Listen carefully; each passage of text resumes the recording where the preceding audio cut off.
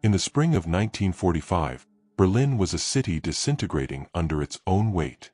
Allied bombers had reduced entire districts to rubble, and Soviet artillery shells fell with relentless rhythm from the east. Amid the chaos of Germany's final days, the Office of Strategic Services, America's wartime intelligence agency, authorized one of its most daring and least documented missions. Operation Lantern. The objective: insert a lone OSS operative deep into the dying capital of the Third Reich to secure a list of German scientists before the Soviets could seize them. Captain Richard Hale, a 32-year-old intelligence officer from Boston, had been chosen for the assignment. Fluent in German and trained in covert infiltration, Hale had served previously in France under the Special Operations Executive. But Berlin, in April 1945, was unlike any mission he had known. Reports from the front described a city consumed by fear, civilians hiding in basements, Nazi officers destroying records, and the Gestapo executing anyone suspected of defeatism. Hale's orders were handwritten, coded, and delivered personally by Colonel William Donovan, the OSS director himself. "You'll be on your own once inside," Donovan is said to have told him. "We need the names of those who can rebuild Germany, or destroy it." Posing as a Wehrmacht logistics officer named Karl Hoffmann, Hale was flown to a forward airstrip near Magdeburg on April 18, 1945. From there, he crossed into Berlin aboard a military supply convoy under false papers.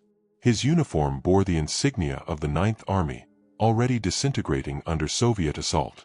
Every checkpoint, every command post carried the risk of discovery.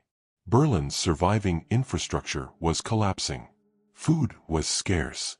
Electricity flickered intermittently. By day, columns of refugees filled the roads westward.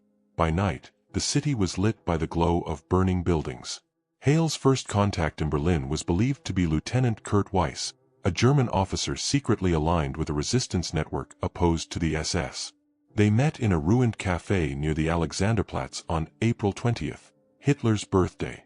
Party loyalists filled the streets outside, saluting portraits of a leader who no longer commanded his own army.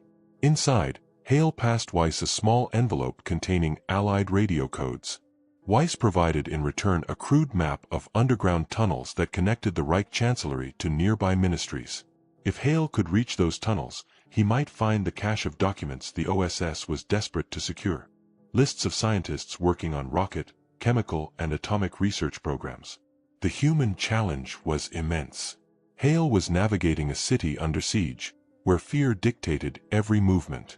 The Gestapo had orders to execute deserters and spies on sight. In the ruins of the Tiergarten, he witnessed soldiers hanged from lampposts with signs reading Feigling, coward. Meanwhile, Soviet artillery grew louder by the hour. Their vanguard, the 1st Belarusian Front under Marshal Zhukov, was less than 10 kilometers away. A recovered OSS field memo dated April 22 describes Hale's mental state. Operative Hoffmann reports morale in Berlin deteriorating rapidly. Resistance contacts fragmented. Civilian population exhausted. Intelligence indicates Nazi high command preparing last stand. Situation fluid. Extreme caution advised. Still, Hale pressed deeper. By the night of April 24, he had located the entrance to a sealed bunker beneath the Ministry of Armaments. Inside were files stamped Geheim, Führer Vorbehalt, secret, for Führer's eyes only. Among them, Hale reportedly discovered correspondence referencing Operation Sonnenwind, a program for the evacuation of key scientists and industrial leaders to undisclosed Alpine locations. But his progress came at a cost. The OSS received fragmented transmissions warning of Gestapo surveillance. Hale's false identity was beginning to attract attention. Witnesses later described an officer matching his description being questioned near the Wilhelmstrasse by SS patrols. He managed to evade capture, but his situation was becoming untenable. Berlin was collapsing faster than anyone had predicted. The Soviets had reached the city limits. Hitler had retreated to his bunker. And amid the firestorms and chaos, an American spy moved unseen through the wreckage, clutching stolen documents that could shape the post-war balance of power. In the final line of his April 25 report, transmitted through a damaged radio set, Hale wrote simply, City disintegrating. Mission ongoing. Intel secured. Exfiltration uncertain. It was the last fully verified message before his trail began to blur in the ruins of Berlin. As the Reich fell apart around him, Richard Hale vanished deeper into the heart of the dying city, and into history's shadows. The next phase of Operation Lantern was about to begin, and so was the mystery that would surround it for decades. By late April 1945, Berlin had become a city of ghosts. Soviet forces had breached the outer defenses, and the once grand boulevards of the Reich's capital were now trenches, strongpoints, and fields of ash. Amid the chaos, OSS operative Captain Richard Hale, still under his alias Karl Hoffmann, moved cautiously through the ruins, clutching a map drawn by his contact, Lieutenant Kurt Weiss. His mission remained clear: reach the intelligence cache hidden near the Reich Chancellery before the Soviets overran it. But every passing hour made that goal more improbable. In the crumbling streets between Potsdamer Platz and Wilhelmstrasse, Hale linked up with Weiss and a small band of German officers who had quietly turned against the Nazi regime. These men, remnants of the July 20th conspirators and surviving members of the Kreisau Circle, had been driven underground since their failed assassination attempt on Hitler. To them, the war was already lost. Their only aim now was to ensure that what remained of Germany did not fall entirely into Soviet hands. Weiss briefed Hale in a dimly lit basement on Lutzowstrasse. "The files you're after," he whispered, "were moved 3 days ago. The Chancellery tunnels, they lead not just to the Führer bunker, but to a secondary vault near the Ministry of Propaganda. The Soviets won't know about it yet." Outside, artillery shells crashed like thunder, shaking plaster from the ceiling. Every conversation carried the risk of death. Together, they formed a desperate plan: move by night through the Tiergarten's ruins, then descend into the subway system near the Brandenburg Gate. The U-Bahn tunnels had become both refuge and tomb, filled with civilians, deserters, and floodwater from ruptured mains. The Gestapo still patrolled the upper levels, hunting for traitors and spies. For Hale, the irony was inescapable. The man pretending to be a German officer was being hunted by the very secret police his disguise served.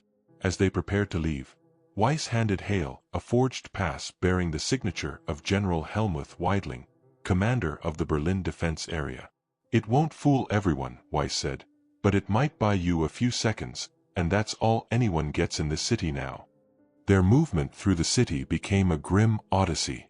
They passed makeshift hospitals in subway stations, where wounded civilians lay beside shattered Wehrmacht soldiers. In the tunnels, the stench of smoke, oil, and death hung heavy. "Berlin," Hale would later write in his confiscated notes, "feels less like a city and more like a dying machine, every gear still turning, though the power's already gone." Historical records confirm that by April 26, Soviet forces of Zhukov's 8th Guards Army had advanced into the Tiergarten district, facing the last defenses of Hitler's bodyguard units, the Waffen-SS Nordland Division and remnants of the Grossdeutschland Regiment. Every meter of ground was contested. Hale and Weiss moved under cover of artillery bombardment, their path lit by burning trees and tracer fire slicing the night. They reached the tunnel entrance beneath the Zoologischer Garten, an access route used by courier officers and military engineers. Inside, the group encountered a scene that historians have since described as a city beneath the city. Refugees huddled beside rusting train cars. A wounded SS officer demanded identification, but Hale's forged papers and fluent German saved them. The officer, delirious from blood loss, muttered that the Führer had ordered everyone to fight to the last bullet. He died moments later, his hand still clutching a Luger. By dawn, Hale's team reached the secondary vault Weiss had described, a reinforced chamber sealed behind a steel door bearing the eagle insignia of the Reich. Inside were stacks of files, sealed crates, and what appeared to be coded ledgers. Hale photographed several pages using a miniature OSS camera hidden in a cigarette case. One document bore the heading, Sonderprogramm, Sonnenwind. But the noise of their entry had drawn attention. A patrol of SS men was closing in. Weiss urged Hale to flee through the western tunnel system, promising to delay the pursuers. The last thing Hale saw of his ally was the flash of gunfire in the darkness as Weiss shouted, "Go! Finish it!" Hale escaped into the collapsing subway tunnels, carrying what might have been the most valuable intelligence cache of the war, proof that Nazi scientists were being evacuated toward Bavaria, possibly to locations already under Allied watch. His radio was damaged, his team scattered, but his mission remained unchanged. That night, he attempted to transmit a message from a makeshift antenna near the Tiergarten. Data recovered. Secondary contact lost. Movement restricted. OSS interceptors received only fragments. The transmission ended abruptly, followed by silence. The ruins of Berlin swallowed Hale whole. Soviet units would occupy the area within 24 hours, but no trace of the OSS operative or his camera was ever officially recorded. The mystery had deepened, and with it, the first hints of a cover-up that would haunt post-war intelligence for decades. By the final week of April 1945, Berlin had become the stage for one of the most desperate battles in human history. The Red Army's artillery pounded the city without pause, thousands of guns encircling the capital, reducing it block by block. Soviet soldiers of the Third Shock Army were now less than 2 kilometers from the Reich Chancellery. Yet, deep within this inferno, an OSS operative still moved unseen. Captain Richard Hale, operating under the false name Karl Hoffmann, was running out of time. At OSS headquarters in London, Hale's transmissions were no longer coming through clearly. His last confirmed message, received April 26, hinted that he had found evidence of an underground evacuation network used by high-ranking Nazi officials. The signal was cut mid-transmission, suggesting either radio damage or interception. Analysts feared the worst. But the potential intelligence he carried, codenamed Sonnenwind files, was too significant to abandon. Berlin in those days was a labyrinth of fire, smoke, and shifting allegiances. Even as Soviet tanks rolled through Alexanderplatz, SS squads continued executing suspected deserters in side streets. Civilians scavenged for food between bombed-out trams. Rumors spread of Hitler's collapse in morale, and of generals quietly negotiating surrender. But to Hale, none of that mattered. His orders were absolute: recover the scientist lists, document the routes of escape, and, if possible, make contact with Allied forces pushing in from the west. The Western Front, however, had stalled. The American Ninth Army under General William H. Simpson had halted at the Elbe River, less than 80 kilometers away, awaiting Soviet coordination. Berlin was officially left to the Russians. For an American spy inside the city, that meant one thing: isolation. According to later declassified fragments from the OSS Berlin desk, Hale attempted to move toward the Brandenburg Gate area, believing a secondary transmission point could be established near the ruined Reichspost building. His diary, recovered years later from a Soviet archive, contained an entry dated April 28, city's core collapsing. Civilians in Tiergarten, starving, terrified. Soviets close. Still believe escape possible via tunnels. Files secure.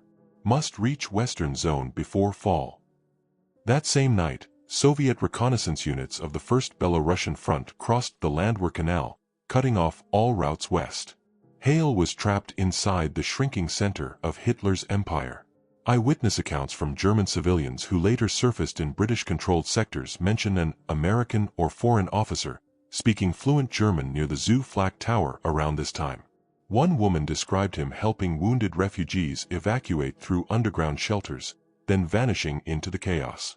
These accounts, though unverified, suggest Hale was still alive after April 29, 2 days after his last confirmed OSS transmission. Meanwhile, the Soviet NKVD, operating alongside Red Army intelligence, had begun sweeping operations across central Berlin, searching for Nazi officials and foreign agents alike.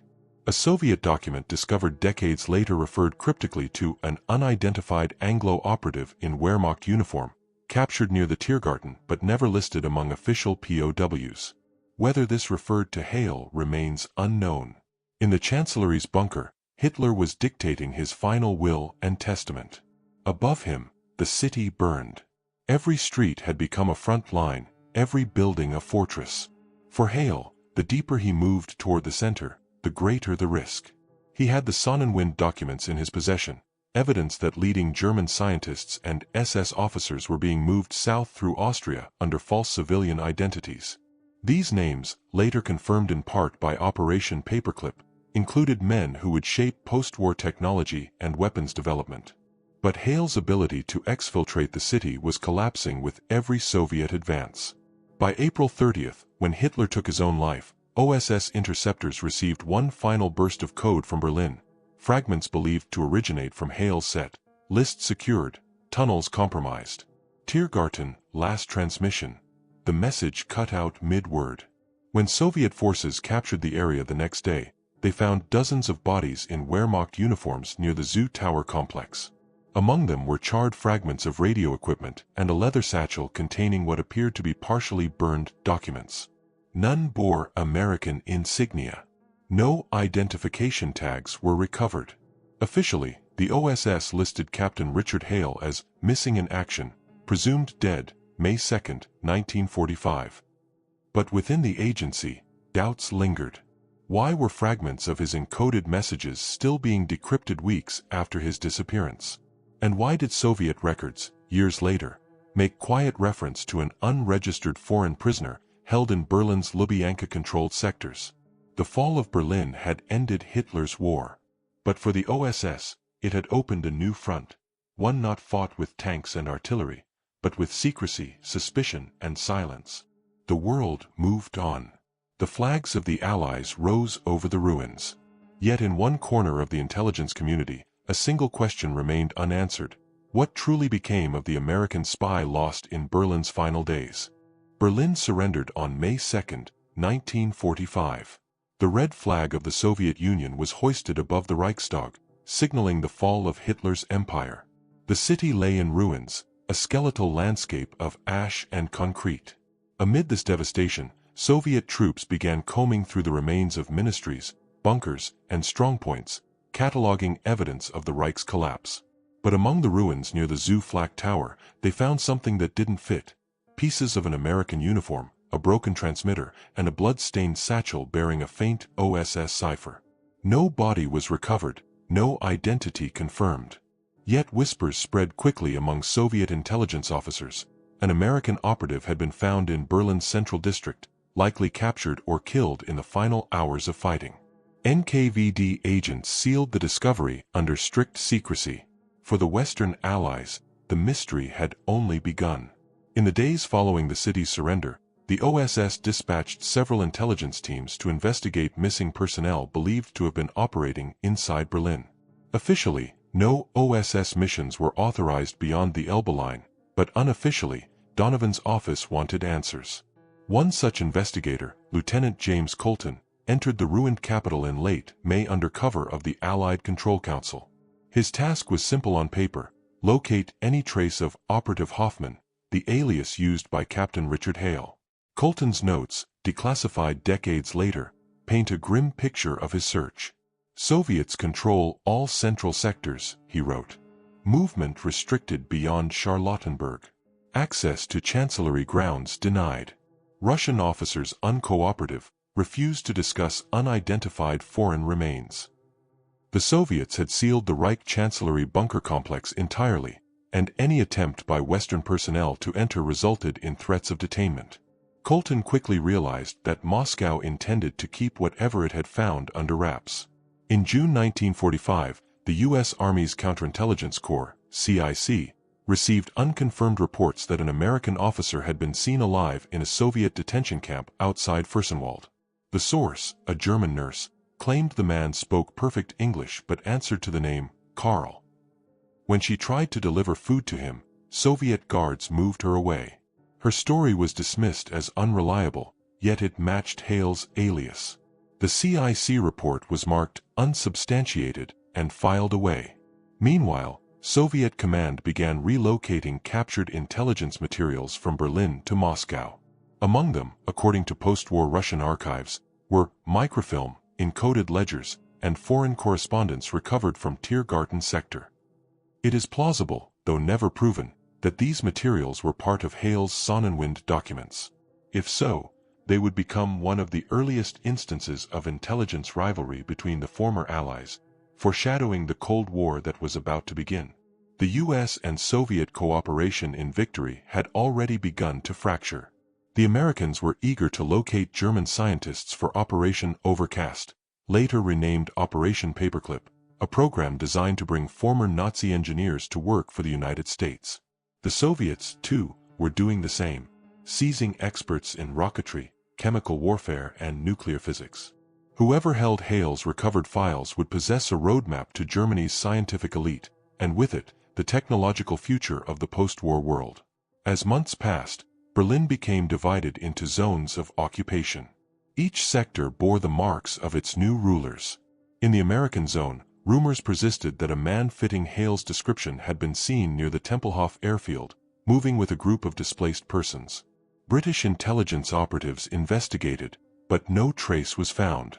Perhaps, one MI6 report concluded, he slipped through Soviet lines before they closed completely. Or perhaps he never left the tunnels at all. When questioned after the war, Soviet General Nikolai Berzarin, the first commandant of Berlin, denied any knowledge of an American captured in his jurisdiction.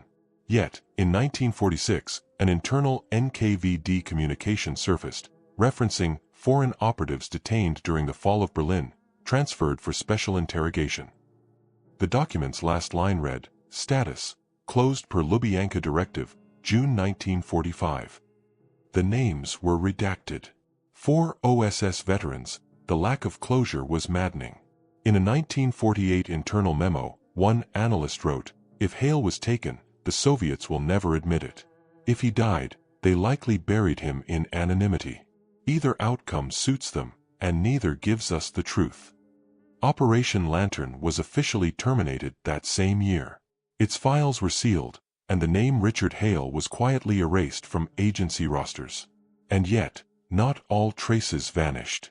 A single torn page, later found among OSS archives, contained a cryptic note believed to be in Hale's handwriting. "Berlin's heart burns, but not all fire is Russian. Some secrets burn slower." That single line, undated and unsigned, would become a haunting symbol for historians investigating wartime espionage. It spoke to a truth buried deeper than rubble, a truth about secrecy, ambition, and the human cost of the silent war that followed the guns. The fall of Berlin had ended the conflict on paper. But for the OSS and the Soviet NKVD, it marked the beginning of a new battle, one fought in interrogation rooms, in sealed archives, and in the shadows of divided Berlin. Somewhere in those shadows, the trail of Captain Richard Hale had gone cold, but not quite dead. The war was over, but for intelligence officers in the early months of peace, a new conflict had begun, one of information, suspicion, and denial. In 1946, the Office of Strategic Services had been dissolved, its remnants forming the foundation of the newly established Central Intelligence Group, precursor to the CIA. Within those early files, one case remained marked unresolved, Operation Lantern. It concerned the fate of an OSS operative last seen in Berlin's collapsing heart, Captain Richard Hale. While the world celebrated victory and began rebuilding, behind closed doors the search for Hale continued quietly. Lieutenant James Colton, now attached to the U.S. Army's Counterintelligence Corps, CIC, was reassigned to Frankfurt with orders to monitor Soviet prisoner transfers. Rumors persisted that the NKVD had taken several unidentified Allied personnel during the final assault on Berlin. One particular lead came from a debriefed German engineer who claimed that an American-speaking officer was interrogated in a Soviet field camp near Königs-Wusterhausen before being moved east. Colton pressed for confirmation through the newly established Allied Control Council, but the Soviet representatives refused cooperation, citing state security concerns. At the same time, a new layer of intrigue began to surface. In 1947, as Cold War tensions hardened, a collection of Soviet documents was leaked to Western intelligence through an intermediary in Vienna. Among them was a partially translated report referencing a captured agent in Wehrmacht uniform, nationality undetermined, possessing coded microfilm of scientific names. The document was labeled Top Secret, SMERSH Internal Report, 1945. Analysts at the time believed it referred to Hale. The microfilm described matched the lost Sonnenwind files, containing names of German scientists and engineers later recruited under U.S. and Soviet programs. That year, the U.S. initiated Operation Paperclip, secretly transferring hundreds of German scientists, men like Wernher von Braun and Arthur Rudolph, to American research facilities. The Soviet Union did the same, seizing experts in atomic research from Thuringia and Saxony. The parallels were too close to ignore. Someone, somewhere, had the full Sonnenwind list, and it appeared both superpowers were working from it. Within the newly formed CIA, a young analyst named Michael Fairborn reopened Hale's file in 1948. His internal report read, "Evidence suggests Hale's intelligence was compromised but not lost. Certain Soviet acquisitions mirror OSS intelligence targets precisely. Possibility, captured operative interrogated, data extracted before death or defection." The memo was classified and buried within agency archives. Meanwhile, whispers circulated among German refugees resettling in the western zones. One former civil servant swore he had encountered a gaunt American officer near the Elbe River in mid-1946, wearing civilian clothes and traveling with a convoy of displaced persons. He spoke fluent German, the man recalled, but his accent was wrong, American, I think. He said he was trying to reach Munich. No records support this encounter, but it reignited speculation. Could Hale have escaped? Years later, fragments of Hale's own notes would appear in an unexpected place: Soviet archives declassified after the fall of the USSR. In 1992, a Russian historian reviewing NKVD wartime files discovered English-language pages attributed to a captured Western intelligence operative, interrogated 1945. The handwriting matched samples from Hale's OSS training forms. The content was chillingly mundane: lists of ration depots, observations of morale, coded numbers referring to German scientists. Nothing incriminating, yet proof that Hale had survived at least several days beyond his last known transmission. But the NKVD interrogation records abruptly stopped. The final notation simply read, "Subject transferred, priority level red. Further details sealed." To this day, no follow-up file has ever been located. Historians now believe Hale may have been used as an intelligence bargaining chip between Soviet field officers and Moscow headquarters, a pawn in the earliest post-war struggle for scientific and political advantage. His disappearance mirrors the shadowy rivalry that soon consumed both sides. The same year he vanished from all record, 1949, the Berlin airlift began, and the Cold War turned from whispers into open confrontation. By then, the name Richard Hale existed only in rumor, a ghost among intelligence officers who had served in Donovan's OSS. In an interview decades later, former operative Harold Jensen recalled, "We never stopped asking what happened to him. Some said he died in the tunnels. Others thought he switched sides to survive. But nobody ever saw a body, and nobody ever stopped wondering." One enduring mystery remains: the Sonnenwind files themselves. A 1952 CIA memorandum notes, several names on Soviet scientist rosters correspond precisely with those sought under OSS Operation Lantern. The source of duplication remains unknown. No official explanation was given. Thus, the story of Captain Hale transformed from a wartime operation into one of the first great espionage enigmas of the Cold War.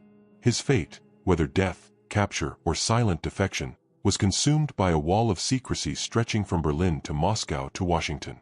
And yet, the question endures: if Hale's intelligence shaped the earliest years of post-war science, then his mission was not a failure, it was simply unfinished. The answer, historians suspect, may still lie buried somewhere in those sealed Soviet archives, or in the ruins beneath Berlin, where the war's last spy vanished without a trace. Nearly 80 years have passed since Captain Richard Hale vanished in the ruins of Berlin. His story, code-named Operation Lantern, remains one of the most elusive cases in the history of American intelligence. For decades, his name appeared nowhere in official OSS rosters, his personnel file stripped of identifiers, his mission reduced to a footnote among the chaos of April 1945. And yet, fragments of evidence suggest that Hale's disappearance was not merely an accident of war, it was a reflection of the new world being born in the ashes of the old. By the early 1950s, both superpowers had settled into the architecture of the Cold War. The OSS had evolved into the CIA, while the Soviet NKVD had transformed into the KGB. In this new era of covert rivalry, files like Hale's, unsolved, inconvenient, and politically explosive, were quietly buried. Intelligence historians now see Operation Lantern as a symbol of that murky transition, where wartime heroism met post-war suspicion, and yesterday's allies became tomorrow's adversaries. The Sonnenwind files, the scientific documents Hale risked his life to obtain, resurfaced in scattered form during the 1960s. Analysts in Langley noticed that several of the same scientists listed in OSS debriefs were also appearing in Soviet rocket programs at Baikonur and nuclear facilities near Chelyabinsk.